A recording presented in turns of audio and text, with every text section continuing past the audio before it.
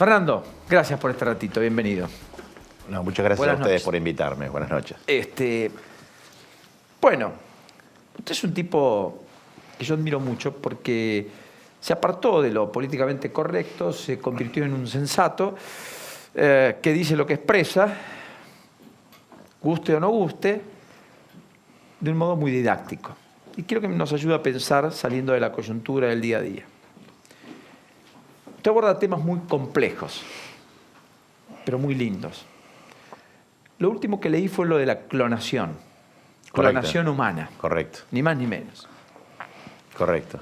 ¿Qué es la clonación y cuál es el sentido final que usted está viendo en ese intento del hombre de ir por la clonación, insisto, humana? Bien. En principio, déjeme obsequiarle mi reciente libro. Sí, claro. Que justamente habla de biotecnología. Y judaísmo. Ahí está. Muy bien. En donde uno de estos temas abordados es el tema de clonación, células madre, reproducción asistida, trasplante de órganos.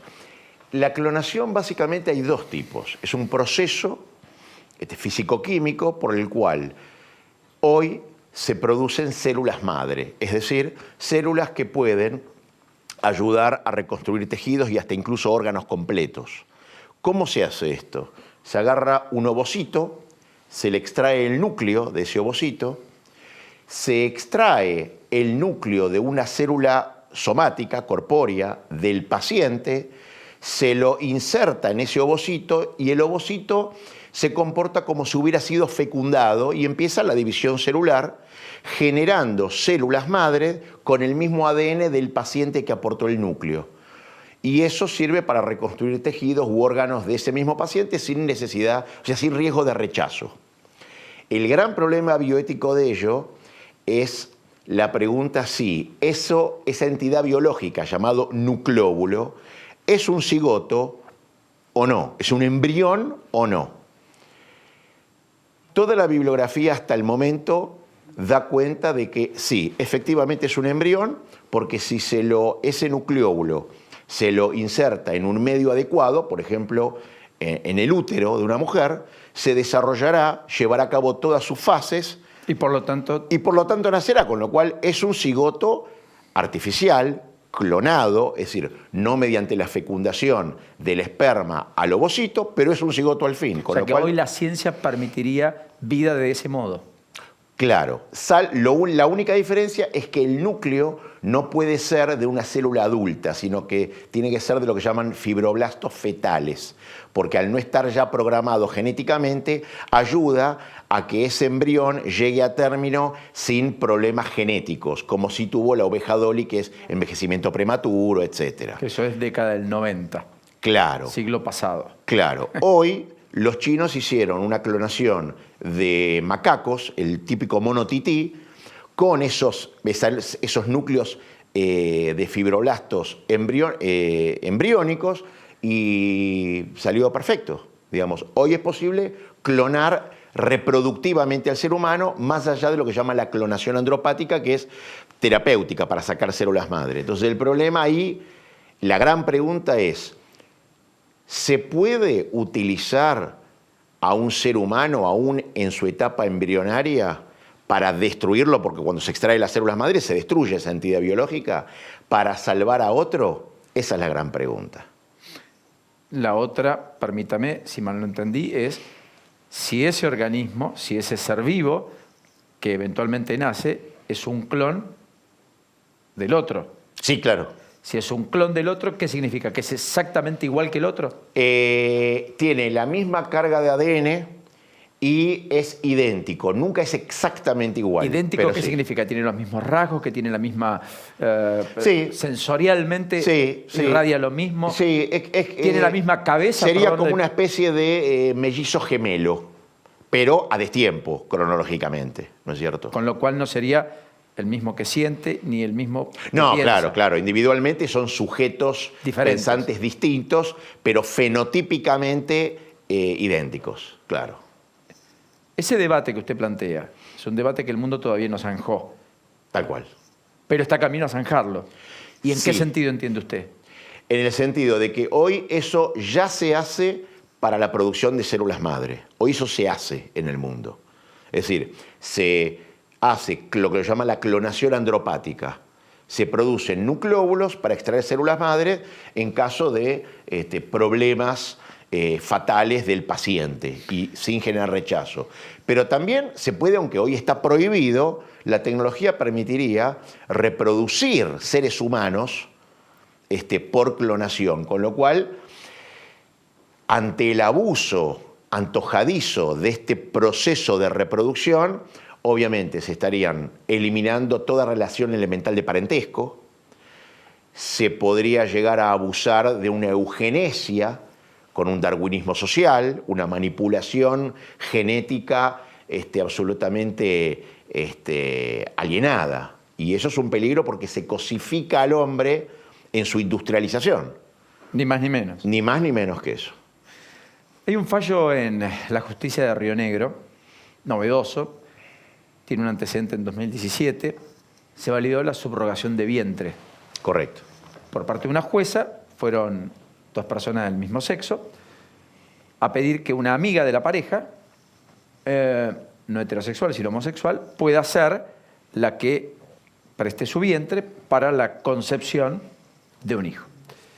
Pero ordenó, al igual que otro fallo del 2017, que cuando esa persona tenga uso de razón, se le cuente cómo fue gestado. Eso es lo que advierte el fallo, digamos, de la propia jueza. En la Argentina no tenemos legislado la subrogación de vientre, ¿me equivoco? No, no tenemos legislado. O sea, que esto pasa a ser una especie de jurisprudencia que se va a vacío legal, sí. Vacío legal. Hay un vacío legal. Lo único que hay es la definición de maternidad, que es quien tiene la intención de procrear, más allá de que haya parido o no, o sea, más allá de que haya sido la madre gestacional de ese hijo. O sea, en este caso, la pareja podría decir, somos las madres o los padres. Sí, sí, según la legislación argentina, sí. Cosa que trae nuevamente el problema, no solamente de la cosificación de la mujer, haciendo de la mujer una planta procreadora, porque se la está usando para gestar a un embrión, sino que también estaría rompiendo las estructuras elementales también del parentesco. Porque siempre la definición de madre fue o la madre adoptiva o la gestacional, la que lleva a cabo la gestación del embrión y a los 9 meses lo pare. El tema de la subrogación de vientre, incluso la fertilización in vitro, lo que trajo apañado es esa escisión entre la madre fisiológica, la que pone el ovocito, y la madre gestacional, la que lo gesta y lo que lo termina pariendo. Y esto trae problemas porque hay que redefinir qué es madre, qué es maternidad, si la maternidad tiene que ver con la gestación y el parto o con una cuestión genética de ADN de quién es el que dona el ovocito. Puede conllevar también cuestiones de bastardía, porque vaya a saber, esto pasó en Estados Unidos, por ejemplo, con la subrogación de vientre y con la donación de esperma, en donde muchas veces terminan casándose entre medio hermanos. Lo escucho con suma atención y es muy atractivo, además, tomarnos estos respiros para estas cosas. La tapa de un diario muy importante, el diario Clarín, esta semana planteó que hay un sitio web, así como existen, qué sé yo, sitios para conocer gente, etcétera, donde la misión es encontrar la madre o el padre de tu futuro hijo con quien no querés tener una relación sentimental, no querés tener una relación de afecto, claro, simplemente gestacional, y luego los dos hacerse cargo de ese hijo. Claro. Criarlo, cultivarlo. Y que ya había como 1000 inscriptos, etc. ¿Qué es eso?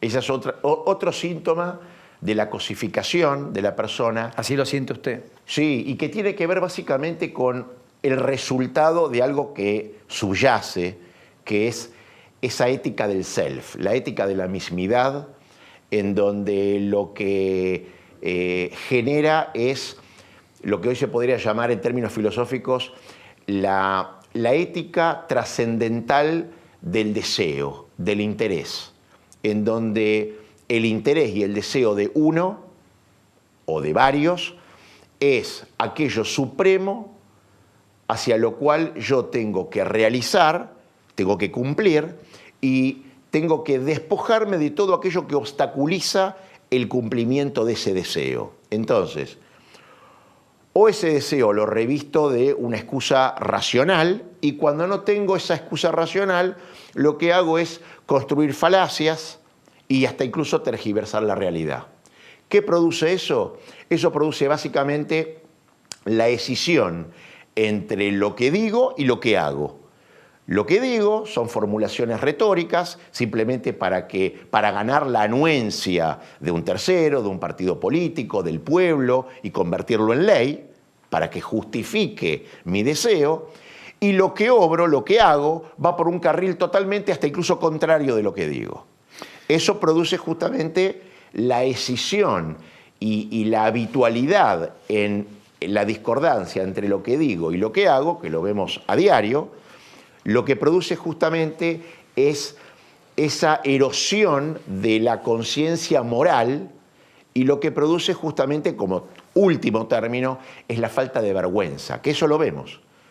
Y la falta de vergüenza no es algo trivial, porque si la vergüenza es la emoción paradigmática, autorreferencial, corrosiva, que me obliga a no repetir aquello que me produjo esa vergüenza. Es la primera responsabilidad que yo tengo para conmigo mismo y es la primera justicia. Si yo ya no tengo vergüenza por esa habitualidad, esa costumbre de obrar y decir de forma diferente, mucho menos voy a hacer justicia para con un tercero, si ya no hago justicia para conmigo mismo. Y esto es lo que pasa muchas veces en Argentina. Nunca mejor editorializada la noche. Eso es lo que pasa. Y el problema de esto, como término, es que si no nos ponemos de acuerdo en algunos pocos postulados axiológicos, morales, que hay que cumplirlos sí o sí, más allá del interés y del deseo, sino volver al valor, lo que va a producir es que sigamos transcurriendo entre poderes, gobiernos, corruptos, mentirosos, ineptos, indiferentes, siguiéndonos hundiendo en la miseria, con un destino desgraciado, por problemas que muchos pueblos ya han superado. Y esa es la gran patología de la Argentina. Que se perdió el valor, hay solo interés. Gracias. No, muchas gracias a ustedes. Mucho recomiendo esta obra. Mucho.